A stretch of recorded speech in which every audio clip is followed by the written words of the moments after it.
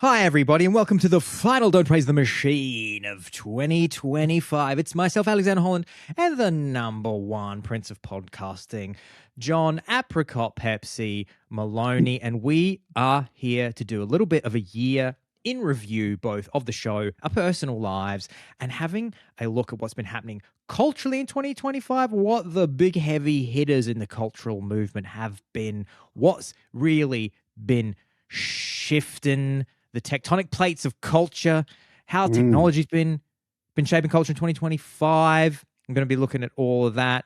We're going to be doing some classic low-hanging fruit, which we always love to just dip our toe into. We're going to be having a quick look at the hottest youth slang of 2025. And John, I want us to also, like I said, share our personal achievements, but also personal failures. Also, our personal failures. My personal failure list, I ran out of kilobytes on my floppy disk for my personal failures. And we're going to look at this. We're going to have its own failure.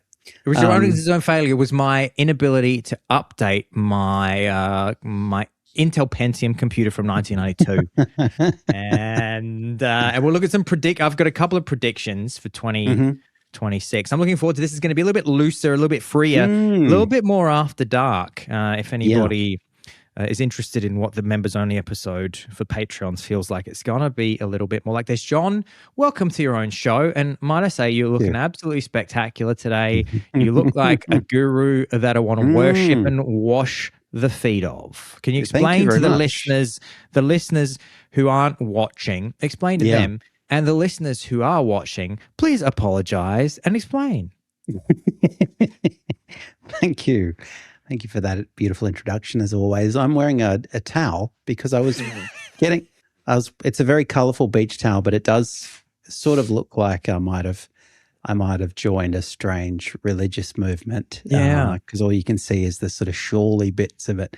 So it looks like I might be draped in it in a kind of a religious garment. But it's a towel because it's a nice, warm summer's day here.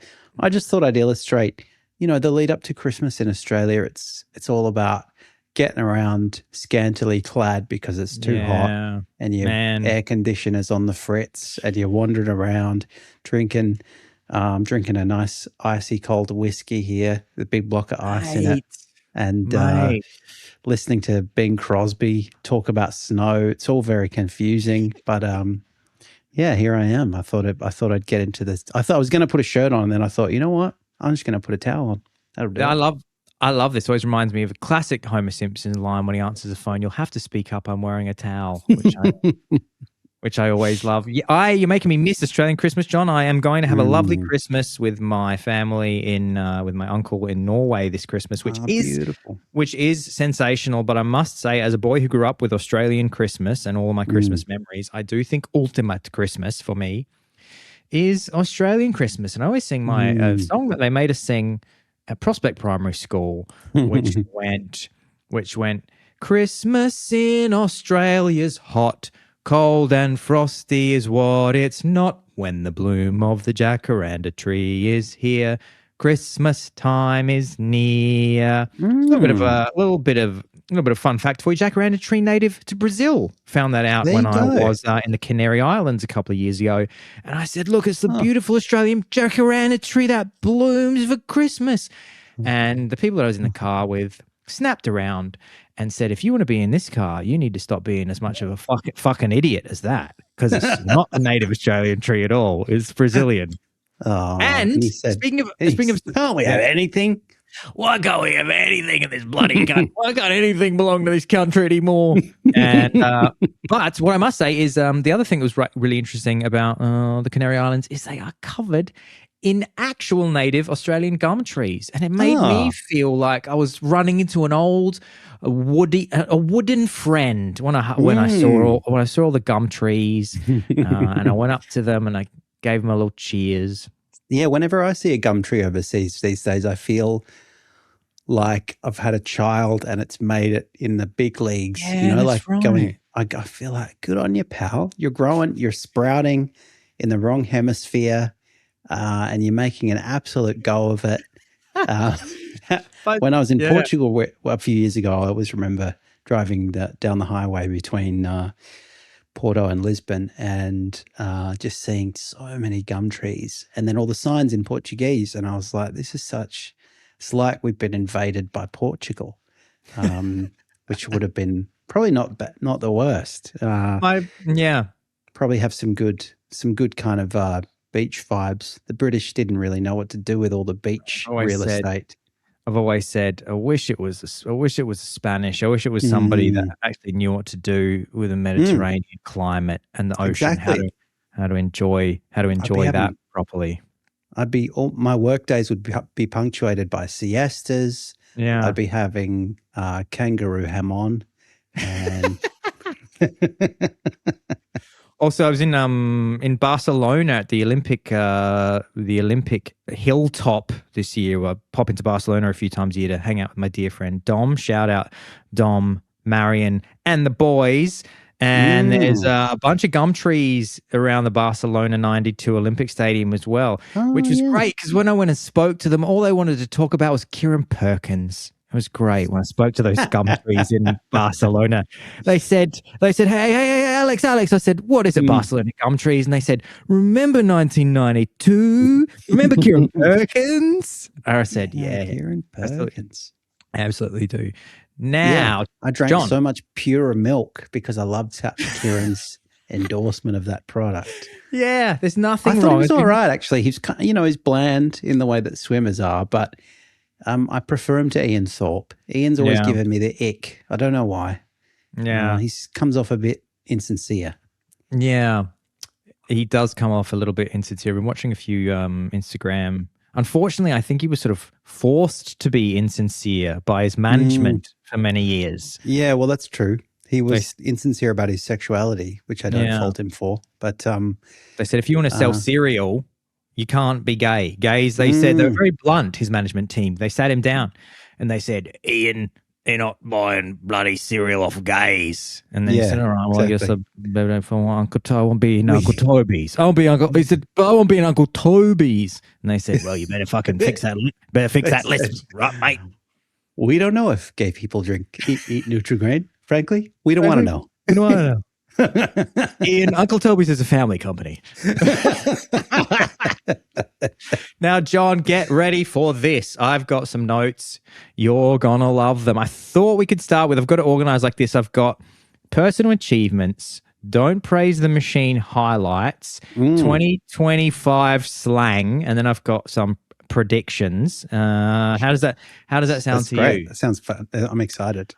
So we can back and forth. I would say the first one for me, very obvious, highlights for myself in 2025. Again, this is a little bit more personal than we usually do on Don't Praise the Machine because the shows are typically quite thematic around the ways that technology is shaping culture and so much more. I became a German citizen in 2025. That's pretty big. And so that means that I don't have to worry about having to go to the illegal aliens office anymore, and it just it speaks to the fact that I've invested 13 years in this country because it is a thing that takes years. It's not a thing that you can just cram for in a year and study for. Well, you had to get your language to a certain level of proficiency, didn't you? Get your language to a certain level of proficiency. You have to do the citizenship test that says that you know all the things, the German values. So that was the big one. No, you're Immanuel Kant. They ask you about the categorical imperative and the German Enlightenment. Yeah. It was 50% that. Thankfully, you came in as a great help. On that, like John, blowing dust off my old uni books. Do you want me to? I'm gonna just help you out because if you fuck this up, then you're gonna be in big trouble. So just so you can do other ones, but the first one is you had a daughter. Yeah, thank you. I was gonna talk about my my personal best leg presses at the gym, but you're right, probably daughters. Or how you got that? You bought that special Tarzo disc off eBay that you want. Exactly. They had your eye on. I was fucking scouring Facebook Marketplace for months, and finally the Tarzo disc came up. What man? I was actually yeah. Look, I'll pause on that actually because having a daughter probably was a pretty significant achievement. She's now, well, I don't know if achievement's the right word. I think enduring the first year is an achievement because hell yeah. and I credit Jacinta to probably to a greater We extent than credit myself, but our team of nannies. I We credit our credit team of exactly of au pairs and helpers as they call them in Singapore, and we've got a bunch of magical helpers. It's a little bit like the North Pole here, and and and actually to bring in a bit of DPTM technology edge. One of the mums in our babies group. So when you have a baby in Melbourne, at least in Australia, you get assigned to a local maternal and child health centre, and that means that you get basically put in with a cohort of new parents. So we've got about half a dozen other families, if you like, who have had kids within about 2 months of us, and that's lovely because you can hang out, you can share tips, and you can commiserate, you can enjoy your milestones together, all that stuff, and you all live within a stone's throw of each other. So it's lovely. But one of the couples, shout out to George and Gray, I think they have actually occasionally listened to the podcast, has been using an app that tells them about, there's lots of apps, as you can imagine. This is a space calling out for appification. And there's one of the apps tells you about how, the times that you nurse your child, how often you're nursing your child, particularly breastfeeding, like how often you're doing that, how many hours you're spending, etc. So you can track it. You can, you can make sure they're getting enough. You can curb it over time while they wean onto solids and whatever.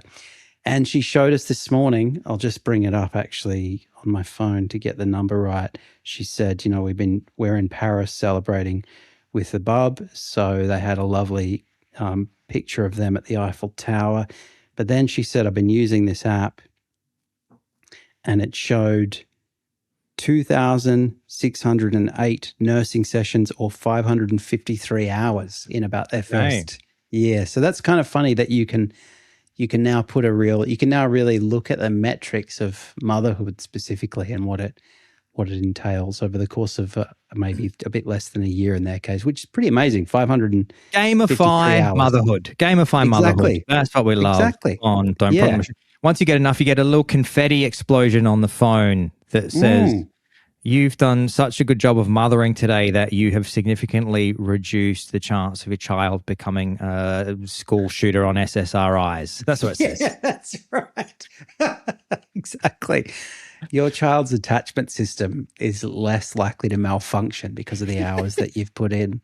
In my case, the numbers probably aren't that significant, but I measure it in terms of hours spent at the gentleman's club, avoiding my responsibilities, smoking cigars. At the Peppermint Rhino, John, second achievement for me. I'll just run through some of these. I bought a camera earlier in the year, a Sony RX100 Mark II, and started teaching myself how to take better photographs, which made a big difference. And I've taken hundreds of thousands of photographs. I think I might throw some of these up on Instagram over the next couple of days. My top photographs, something that you can get involved in as well. This isn't really an achievement. It's just a highlight. We spent time together in London. Yeah, it's true. That 2-month holiday, I mean, that, in a sense it was an achievement because it was a long holiday with the baby, but it was also just a fucking great time. And I'm staring down the barrel of working over the Christmas period because I still need to refill the coffers from all the money I spent on the holiday. But that's the way life goes, and I don't feel that I need a big holiday because I had 2 months away from the desk from June to August this year. And also, we're just coming in, as I said, as you can see from the towel, to our summer. And it's basically feels like my third summer of 2025 because we started the year in summer. Then we went away for what was a very hot European summer. Now it's hot again. And Innes has developed an extreme aversion to cold weather as a result, because she's only had about 2 weeks of it. But yeah, that was great, and I loved being in London, especially. I loved. I feel like it was the kind of probably the best trip I've had to London since I left. In some ways, partly because I wasn't rushed, but also because we stayed in a nice area in Camden, which was cool. Last time I stayed in a council flat in Bethnal Green, which was slightly grimmer. It was interesting, and it was well located, but it wasn't a very salubrious dwelling. And I've been thinking back to my time in London because I've been listening to The Rest Is History talk about Jack the Ripper. Beautiful. And it always tinged with nostalgia, because I think, I know Hanbury Street. I've been to Whitechapel. I know exactly where she was buried. I've been Exactly. Oh, isn't that lovely?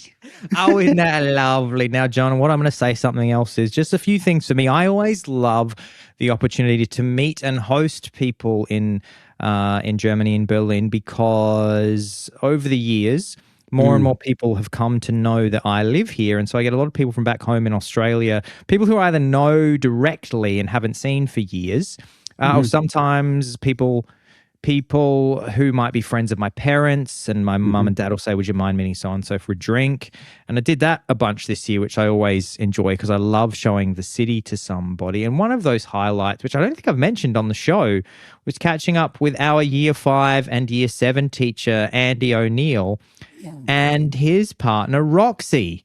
And the reason that happened is because our Year 5 teacher, Mr. O'Neill, spotted you in Melbourne not that long ago on the street.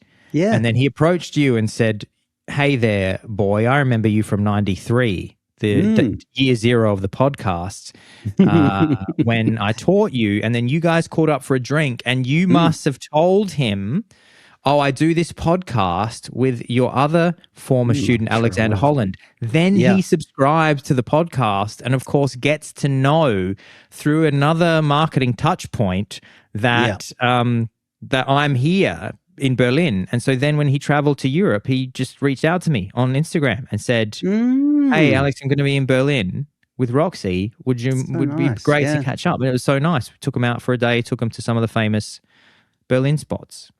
That's great, man. Imagine that. I mean, even before that, I had reconnected with him. I'm sure we must have mentioned him on the show because, that sort of immersion in early 90s culture. Part of it was Mr. O'Neill's classroom. Part of it was listening to Triple J and doing our work in class in 1993. I still see Dr. Carl doing the rounds, and I think about that, back to that time, back to listening to Dr. Carl in Mr. O'Neill's class. That's cool that you caught up. And did you say? Did you get to unpick maybe some of the complexities? Maybe you said, "Oh, you gave me a pretty bad mark for this math test," or one time I was drawing a picture of a teacher and he got me in trouble. Wasn't all peaches and cream. Yeah, I said to Mr. O'Neill, why did we get in trouble for having our socks down when we were boys? Question. Playing? That cannot still be a thing, surely. St. Ignatius students, please, St. Ignatius students. When me and John were students, thankfully they just taken out the cane, so you didn't get caned anymore at school. But we had to wear shorts even in winter, and you had to have your socks pulled up just below your knees with your little black shoes. And if you didn't, if your socks fell down around your ankles when you were playing for recess or lunch, then a teacher on duty would say, go and stand against that wall. This is just crazy for me to even say this out loud. So weird, Go and stand against that wall. You can't play anymore. You're being punished and at the same time shamed for your socks falling down. And I was like, what is going on here? Yeah. What harm is it doing for my socks to be at a certain height on my legs. I'm a boy. I'm just a boy. Speaking of which, we got That somebody is mouth. very weird. That is very weird, isn't it? Like I can Very sort weird. of imagine shirt untucked. That's also pretty weird, especially when you're just playing with other students. Like, why are we just when discipline for discipline's sake? when you're 9 years old and you're a boy and you just Yeah. want to play, and you run around and play, and and of course the socks are designed to fall down because of something called gravity, and you just Exactly. and then you'd be playing with your friends saying, I'm having a great time. I'm being a footloose and fancy free boy here. Yeah. Who's I'm going to go on to be a functioning, contributing member of society. And then a huge towering oaf of a teacher would come over and go, your socks are down. Go and stand against that wall for 10 minutes. And then you'd stand next to like the other boy. The boy who was a bit simple was always there because he never knew how to keep his socks up. And he was a bit dirty He and was trying smelly. to eat his socks. He was trying to eat his socks. He was eating sock stew and they got him in trouble. But yeah, it's true. I mean, it really, and I'm in a lot of formal environments as an adult because I've chosen a bad career that has sartorial demands that don't make any sense, like wearing gowns. But still then, if my socks fell down in court, nobody's going to be upset about that because socks don't matter. No, that's true. Socks don't matter in court. Now, what about... I'm always saying that. $1 for every time. Judge, socks don't matter in court. Please don't judge it. Please don't find against my client. I have another thing here that... Oh, by the way, I was going to say we got somebody mouthed off at us in the YouTube comments saying that we had private school accents. Yeah. Did you see that? I saw that. Which we probably do, but Yeah. I mean, I've just always been told that I sound slightly like I'm like pretentious, I suppose, but that's mum's fault because I'm going to blame Marie, and then I'm going to say mum raised me with diction, with too much. Mum, you raised me with too much diction, and now people are being mean to me in the YouTube comments. You think saying that we have because you can talk properly? You fucking got two. They said we sound like ABC presenters that went to private school. That's right. Who are degrading other, or I don't know, debasing other people in the identity episode, which we were doing. The debasing part is correct, but I would say rightly so. John, that was funny. Do you have John? I'm just going to say, John, do you have one more highlight that you can plug in before we move to the next section? One more highlight of 2025. I've done the travel. I've done the daughter. I've done. You did the podcast every week. That's not the podcast. You got better at thumbnails. You started the newsletter. You did the newsletter a bit more. The thing is, it's just about picking the right one. Yeah, look, returning to the newsletter, I do have to say the newsletter is a highlight of 2025. And I do think back to, I mean, a lot of things, the podcast is a particular achievement, I think, for both of us. But also when I think back to the kind of insanity of early parenthood, and I let a lot of things slip. My diet, my sleep, I was late with work, but every week I was coming and doing the podcast. That's true. Because I was like, this is the one thing I can't. If I hate to tell you, Ines, but if it's between you and missing the podcast, I don't like your chances. We're not going to skip a week. So we didn't actually. The only day that we ever had an unscheduled drop off was because we were going to record on the day that Jacinta went into labor. That's true. And I was like, and I actually did. I had a moment where I was like, can I still do it? Maybe I'll still do it. And then I thought, no, that's crazy talk. So you very helpfully manned the tools, did a solo episode. Solo app, the rare solo app. The rare solo app. So thank you for doing that. But I'm proud of the fact that we've kept the lights on at DPTM despite all the tumult, personal and geopolitical as well, in our lives. Definitely. Mm. And I'm going to say also, hot tip that I heard from another podcast that I really enjoy, which we share a similar internet-y cultural deep dive space with, which is the Verge cast. The Mhm. Verge, the Verge cast. The guy had a really good suggestion about how you can look at a record of your year that you weren't even aware that you were keeping, and it helps give you some perspective. Because I think sometimes people think, oh, I didn't really I didn't do much this year, I didn't achieve anything, I fucking do anything, because we're just a bit programmed like that, and we don't Yeah. it's hard to remember all the things that you did. Go through your Google Photos or your Apple Photos from January. So what you do, this is what I did, because I'm into all this kind of year in review, make goals for 2026 thing. So you go to your photographs, you go back to January and you go through them, and they are more or less a record, depending on how many photos you take. Most people take way too many. It shows you all these things you forgot. Oh, fuck, I forgot that I went on that holiday. I forgot that I met that person. I forgot that I, went to that carnival. For me, there's a lot of carnivals. There's a lot of circuses and carnivals for me.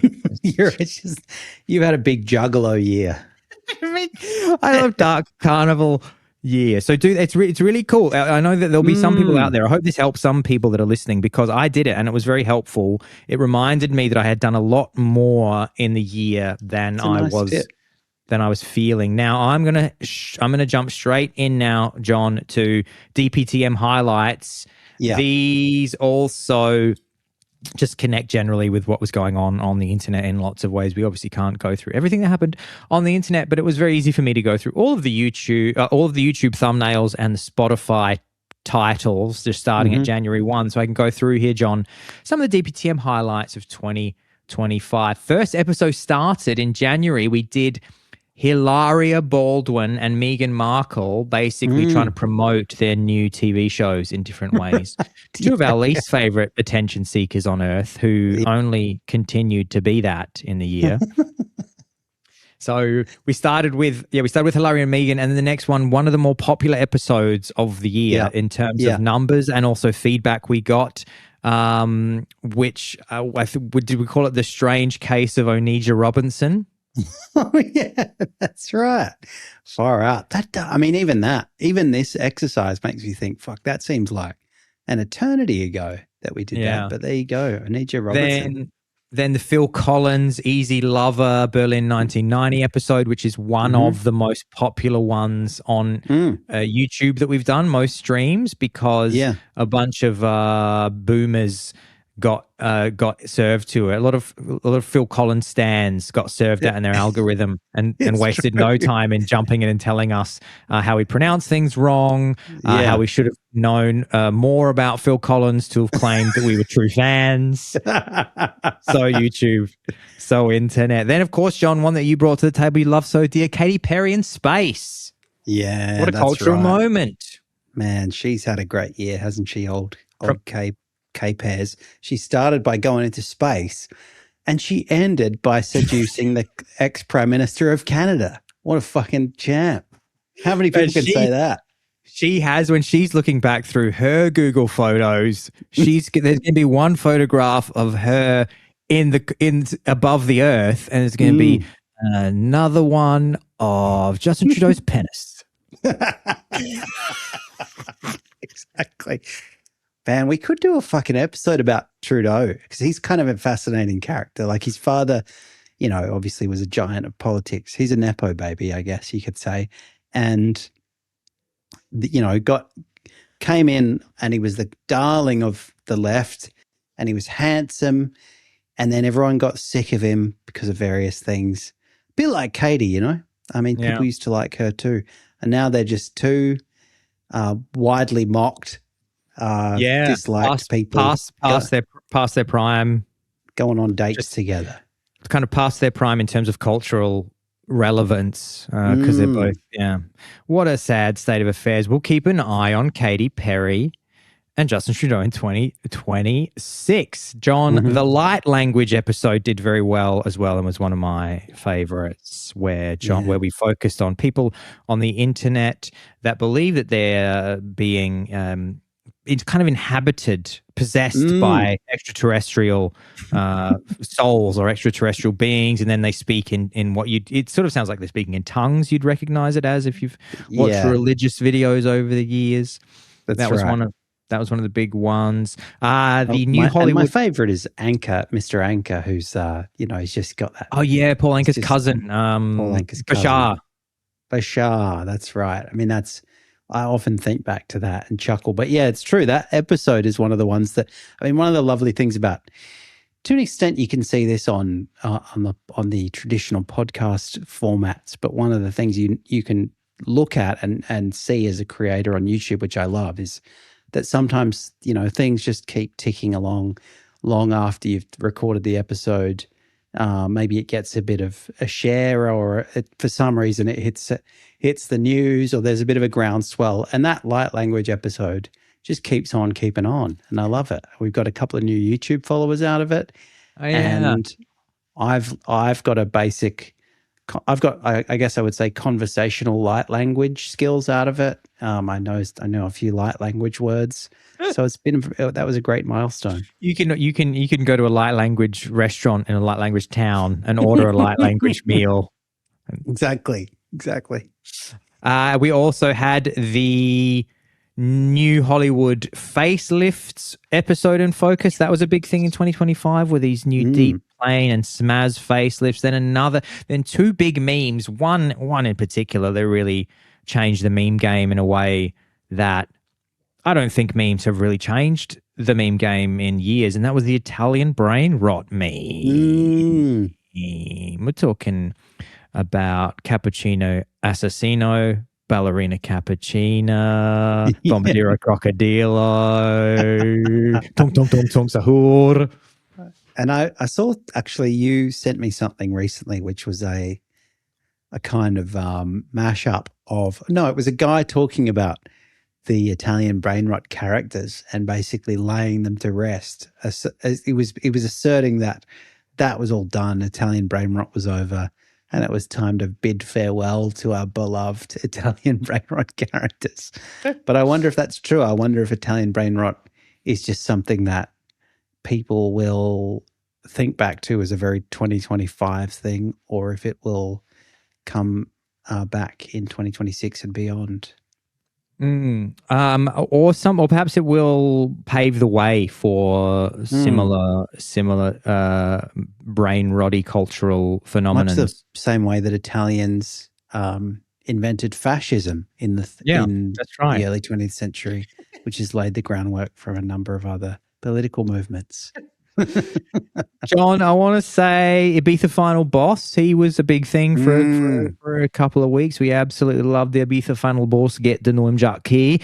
And then we did 2 episodes on the Australian social media ban. And we will obviously be looking at that again in 2026 when the effects of it are a little bit more wide known. And what's funny, John, interestingly, is I couldn't believe that we did all of the Rachel Reagan episodes in 2024. We didn't do a Rachel Reagan in 2025. So that gives you some sense of how long ago that was now. And we absolutely are going to do a Rachel Reagan episode in 2026 just to catch up, because we made a lot of Rachel Reagan predictions.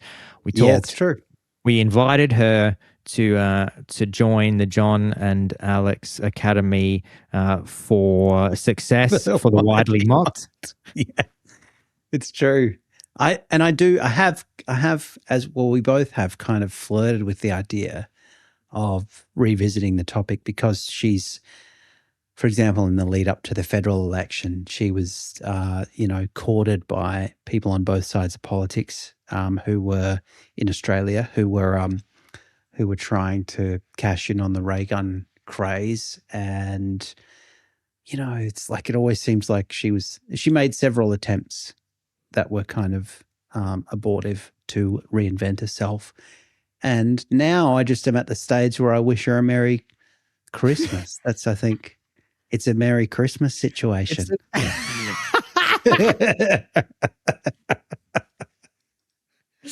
So good. I have here, John, shall we dip into, I got 3 slangs for you. Actually, first things first, when it comes to 2025 slang, did you catch the Oxford Dictionary word of 2025? Oh, I didn't. Tell me what it is. It is actually a word which you would have heard before. In fact, we use it quite a lot on the show because it's in our wheelhouse. It's part of our ecosystem. The Oxford Dictionary word of 2025 is rage bait. Rage bait. Okay. Well, there you go. Can you do the Marie and Stephen test, John? My mother's scratching her head. My mum also, I spoke to my mum on the phone this week.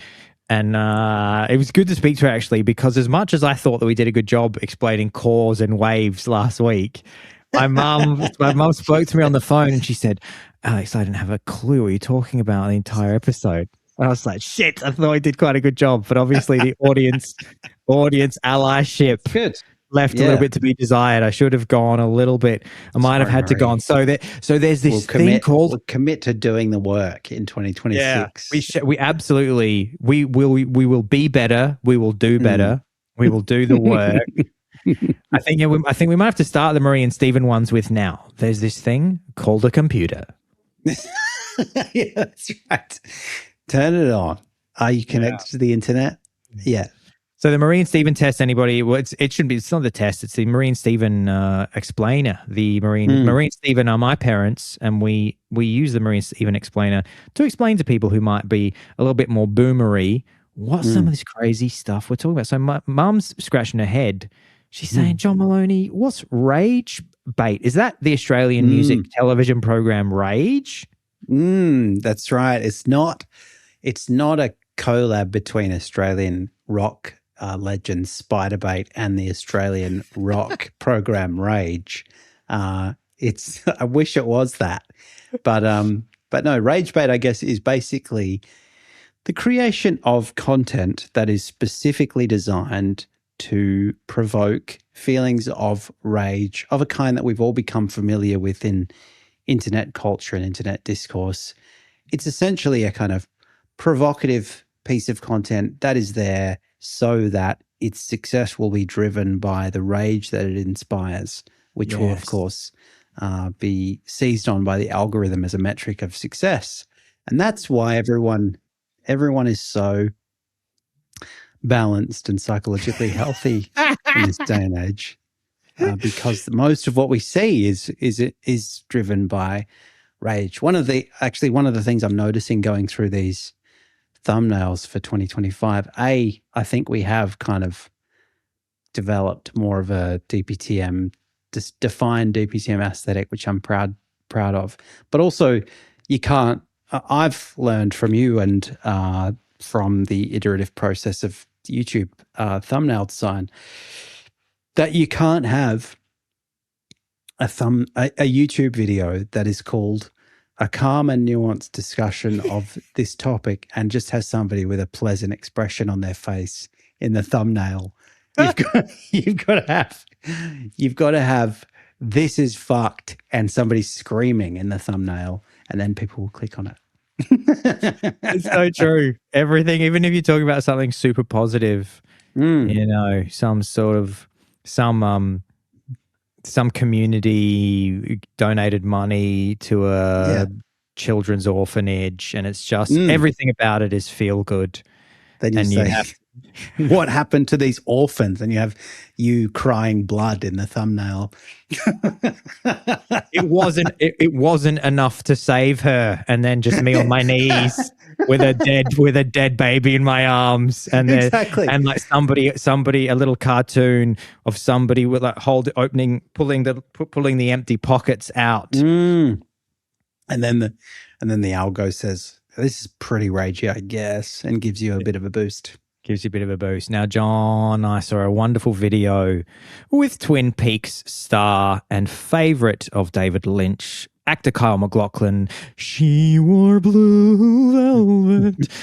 Kyle MacLachlan has a fantastic Instagram presence. A little video of Kyle MacLachlan popped up on my Instagram feed, and it's just him in front of the camera, and the video just starts, and he just. Have you seen this? Maybe I should just send. Maybe I should just play it. I'll just play it. This was on my Instagram feed this week. Mm-hmm. So Kyle McLaughlin, he's captioned this. How will I ever recover from this? The video is 5 seconds long, and he says this. Just found out I'm chopped and also unk. So thank you.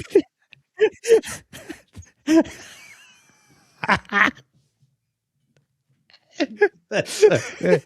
I think again. Here we go with his dog in the background. Just found out I'm chopped and also unk. So thank you. So John, do you know both of these terms? Do you know chopped? No, I don't. And I've only heard unk. I don't know what the fuck it means. So I'm right there with Kyle. I need help.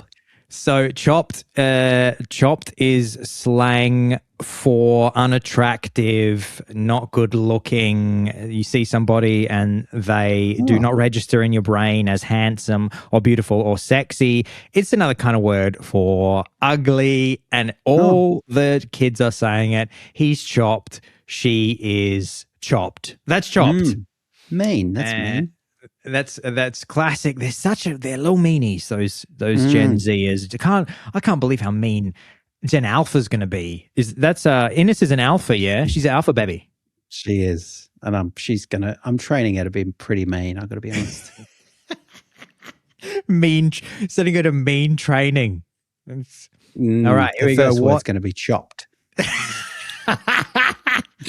All the kids at kindergarten, she's just going to be saying, this bitch is chopped. She's going to be saying first sentence. Mrs. Smith is chopped. Unk, John. Do you know unk? I guess it's short for uncle. Correct. But I don't know what it Modern slang used affectionately or sarcastically online, especially on TikTok, to refer to an older man, often somebody acting old, out of touch, or just generally a certified old head. I guess it's kind of like the new chuggy, but I think chuggy might even be specifically to refer to millennials or so that's so it'll say like, there'll be somebody in line at a fast food joint in front of some Gen Zers and they're taking too long to order, and the Gen Zers will say bros unk. Okay. Yeah. Great. This bro's mad unk. Mad and unk. It doesn't help that he's chopped. He's chopped and unk, meaning he's ugly and chuggy. Yeah. Exactly. Yeah, okay. I know also mean. What's happened to them? It's been a tough year for Gen Z. They've gone with the negatives. They've gone dark. That's interesting. Okay. So it's a little bit like in our day it was unco. Yeah, which meant but that wasn't to do with age. That was to do that you sucked at being coordinated. You couldn't do ball sports. Very good. John, are you ready for 2026 predictions? I've got two that are going to pop up on my mind. Do you have anything that you think is going to be coming in 2026? Robots. I think if there's one thing I've learned. Flying cars. Yeah. Flying cars? I'd say flying cars. We're going to finally get hoverboards. I'm sick of not having them. Flying cars and probably everything going to be made of chocolate and candy. That's right. I think we're going to continue. I listened to an episode recently about moving walkways and how they are basically being eradicated slowly from airports. So we're going to continue to see a decline in moving walkways. What are they replacing them with? They're just making people walk. They're just making people walk. So there's kind of an interesting story there where they originally had this idea to replace, footpaths with moving walkways, including in Manhattan. Like 100 years ago, there were mechanical suggestions. Patents being drawn up and council applications and it never really got anywhere. There were a couple of sort of gimmicky World's Fair type examples. And then the place where it managed to stick was in airports because I guess they they were huge because of the need for, gates and planes and, need runways, they need space that needs to be built horizontally. So you can't really do much about that. And they also wanted to kind of seize on the fact that plane travel was, sexy and futuristic and modern. So they introduced all these snazzy walkways, and then they stuck. But what they realized over time was because people are dumb, and I've done some traveling last week. I was in Sydney, and I can confirm people treat travelators inappropriately. They just stand on them doing nothing, so they don't actually speed you up. Because if you just you do have to walk a little bit on them to really get the most to get the bang for your buck. But people don't do that, and they get jammed. And then, if you're really in a hurry, you will tend to avoid them because of the possibility that you'll get stuck behind people. So they've just thought, well, and also I guess there's money to be made in the layout of airports where you are dragged. Big Travelator. Exactly. Yeah, that's right. Big Travelator has given way to big watches and platforms because they've said we want to have you walk past our flagship stores and buy crap that you don't need because you're bored shitless.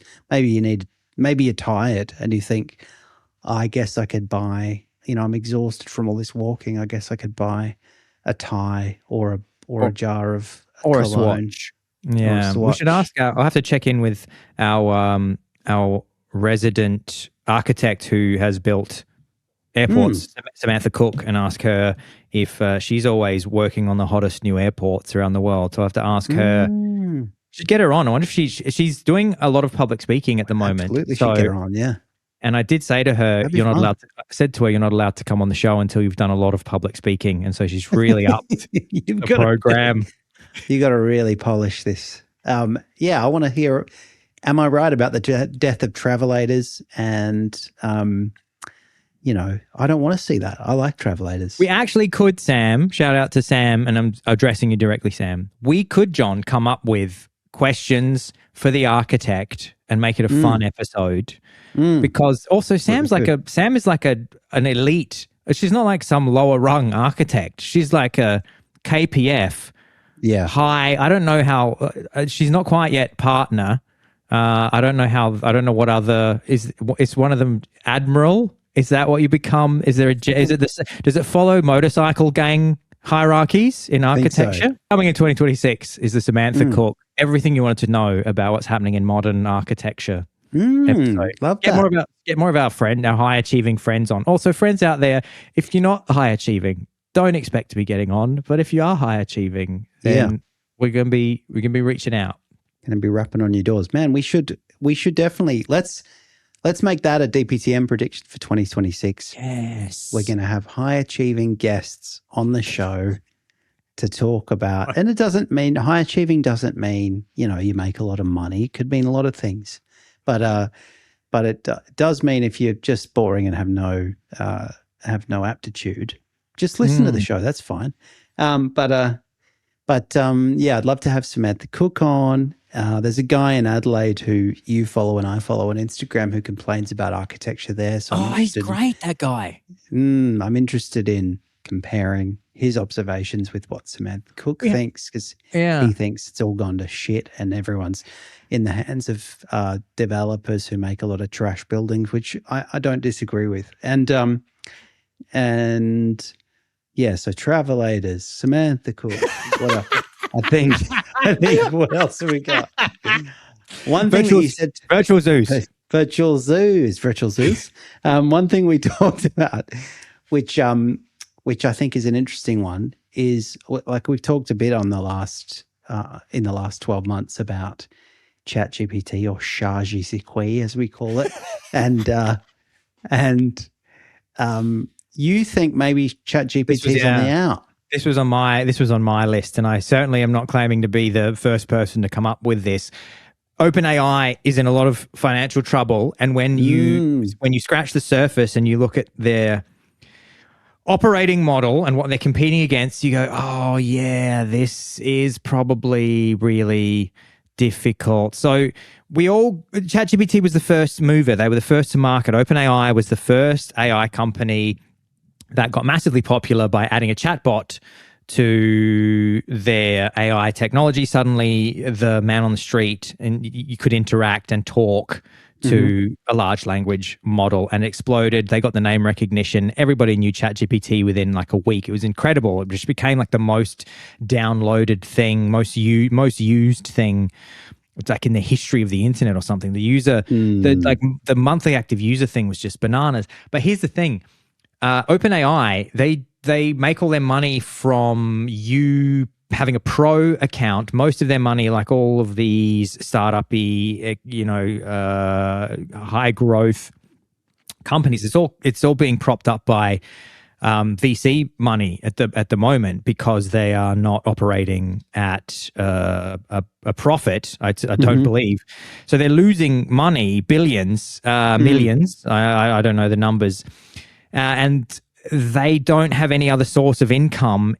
I don't think. Maybe they have some sort of corporate partnerships or something, but basically I believe that it's the monthly subscribers where they make all their money from on their pro accounts. Now you have to keep in mind, now what are they competing against? They're competing against Google, and Google makes all of its money from ads. So they don't have to make money on their AI project. So right. Google has launched Gemini. Gemini is now comparable in some benchmarks tests. It's doing better than ChatGPT, and they don't have to charge users a monthly subscription fee. They're just like, because they sell people ads and they have like a fucking huge portfolio of other products that they generate money from Google. I mean, I got a fucking I got a Google Pixel phone in my pocket. They've been in the game for so long. They have so many income streams. Plus, they have all the data. They have like the history of the internet is pretty much Google owns it, so they can train all of it. And here's another thing, which is also a hot tip to everybody out there. If you haven't used Google's Gemini, which is the Google's ChatGPT equivalent, it has just started being able to directly read your Google Drive. So, John, do you use Google Drive for storage? Yeah, I do. Yeah, right. So we use Google Drive at my job, and I use Google Drive personally. You can now open Gemini. You go to Gemini, it will be logged into the same Google account that your Google Drive is in, and you can ask it direct questions about anything that's in your Drive and have it spit out the answer. Wow. So for me at my job, for example, basically the entire brain and history of the organization lives in Google Drive. So if I want to kind of find out something about the company, so I'll give you an example. I might have to write a LinkedIn post about a particular thing that my company teaches in one of our programs. You know, we have certain values, things that are important to us. Yeah. I can now go into Gemini, and I just put into Gemini, hey, Gemini, look in our Drive, find all of the mentions of psychological safety. This is a thing that we talk about when we're training management teams. And just tell me what my company thinks about psychological safety and how do we teach it. And then it says, it goes connecting to Google Workspaces, blah, blah, blah, blah, blah. It looks at every document in Google Drive. And then, so previously you would have had to have like gathered all that information into a fucking text document, paste it into ChatGPT. Now Gemini is just connected to your brain. Yeah, and I love that. And I want to say, Google, in 2026, I want you to connect to my brain. Yeah, exactly. Bring back Google Lens. I think they might. I think Google are going to coming back into the wearables. I think that is a thing that's being talked about. I think Google Lens. So yeah, I think ChatGPT, OpenAI, I think they will struggle because they were first to market, but people just won't pay for subscriptions if they'll be remembered as the kind of, as many first to market people are. Like they as couldn't a kind work of out the model. Yeah. As the Tom Greens of AI, if you will. As a Tom Greens of AI, that's exactly right. Tom Green episode was also one of my favorites of the year. The other thing, John, prediction I had, the other one really is I just think that, and again, this is I haven't really got a hot, spicy take that I can be called out on here. This is pretty obvious. But I think by this time next year, AI music being everywhere will just be completely normalized and people just won't even think about it. People will just be consuming AI music every single day. Every single day, you will go to a Greek beach bar in Mykonos and all the music you'll be hearing will be soft pumpy tropical house covers of popular music from the last 40 years. You'll be listening to Fleetwood Mac's Dreams, soft pumpy tropical house version. You'll be listening to Bruce Springsteen, soft pumpy. You'll be listening to Coldplay, soft pumpy tropical house at your Mykonos beach bar, and all of it will be generated by AI. The entire song, vocals, music, or advertising, and this is going to have a huge impact on people who rely on music for their income, because the last way that musicians were really able to squeeze money out of music was sync licensing, where you would sell your songs to advertisers or to movies or to video games. And sure, if you've got a catalog of recognizable music right now, like if you are Fleetwood Mac, if you are the Rolling Stones, if you are the Beatles, sure, advertisers will still want that recognition. They're going to want people to hear a song and go, oh, I remember that old Beatles song. I'm going to buy that laundry detergent. But if you are a new artist, I don't want to be dark, but I have a Suno Pro subscription, and once you've played with those tools, you just go, oh, it's going to be very hard to stand out as an artist if you can generate music with a sentence. And I'm sorry to say about this, and I think that's a prediction for 2026. You don't think even the likes of that guy who said, in the suburbs. Yeah, that was this year as well. You'll be married in the year in the suburbs with a kid on the way in 3. Lot of stomp clap. John, do you have any predictions else that you want to get in the last couple minutes? I think hot dogs are going to make a comeback. Loaded fries. I was like less travelators and loaded fries. Less travelators, but more loaded fries for 2026. Exactly. I reckon. I mean, will we see the continued march of semaglutides? Probably. Yeah. Yeah. That's going to be an interesting one. GLP-1s. What's going to replace GLPs? Is there going to be a next gen GLP that will also make me smarter and thinner? Yeah. Give me whatever Kelly Osbourne's on, because that shit works. Yeah, that's right. Fucking hell. Yeah, not sure it's making us smarter, but everyone's doing everything else. Yeah. John, I want to say that's the end of the episode, and that's the end of Don't Praise the That's a wrap on Don't Praise the Machine for 2025. Thank you so much, everybody, for being a part of our 2025 journey. We really appreciate you, all the new fans, all the new listeners and viewers and subscribers this year. You've gladdened our hearts, and all the old faithfuls, all the DPTM completists who continue to come back and join us and continue with us on this now epic DPTM journey. Thank you so much. Yeah. Well, that's not the end of the episode. Don't you dare try and end the episode without doing the song that you said, please don't make me sing your song again, Alexander Holland. And I want to say thank you, everybody, so much for tuning in this year. We really appreciate you.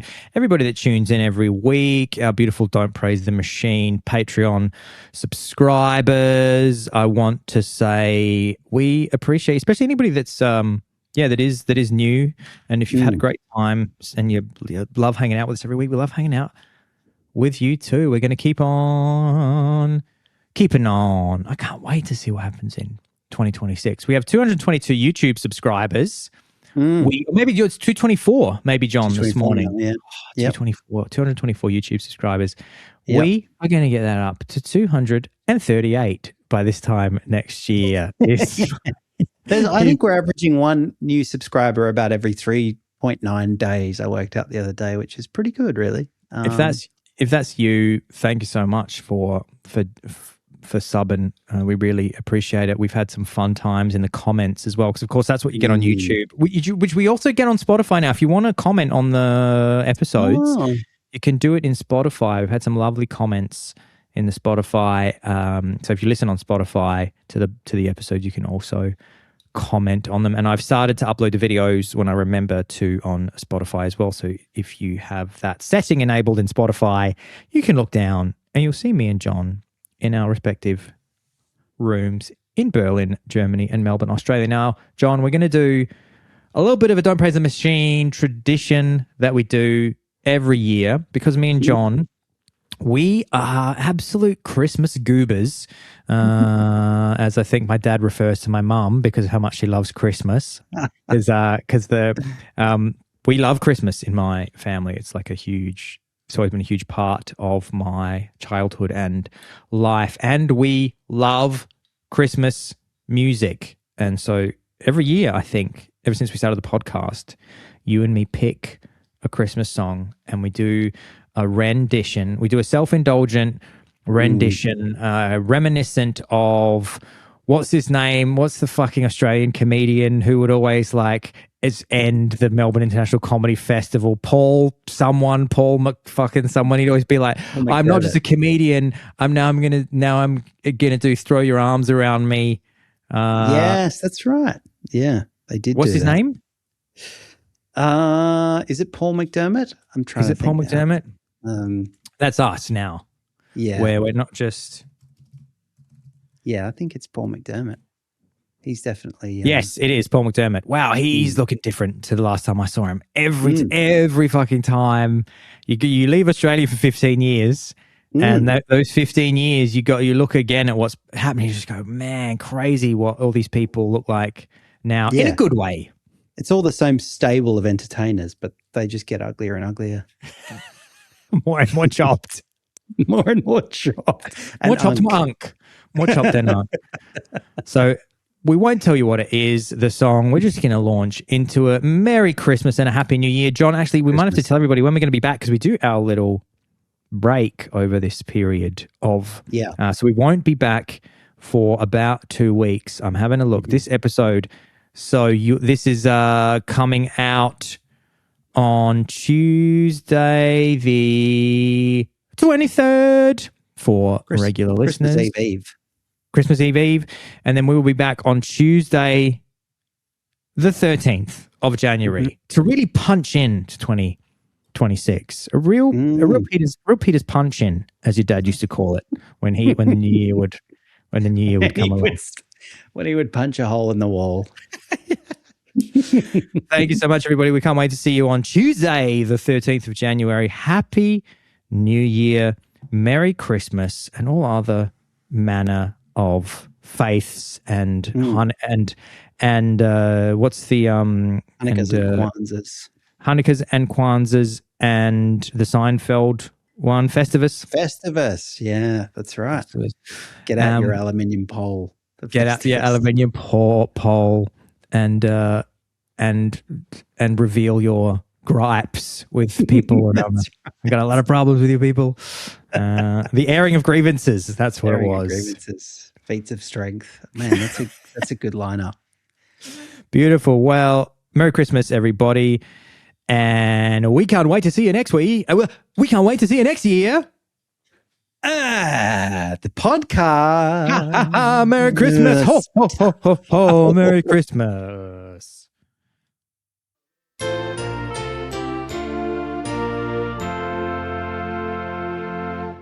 Good King Wenceslaus looked out on the feast of Marie and Stephen, when the snow lay round about, deep and crisp and even.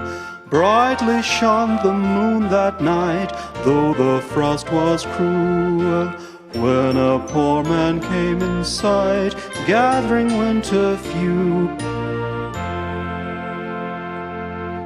Hear the page and stand by me, if you know it, telling yonder peasant who is he, where and what his dwelling.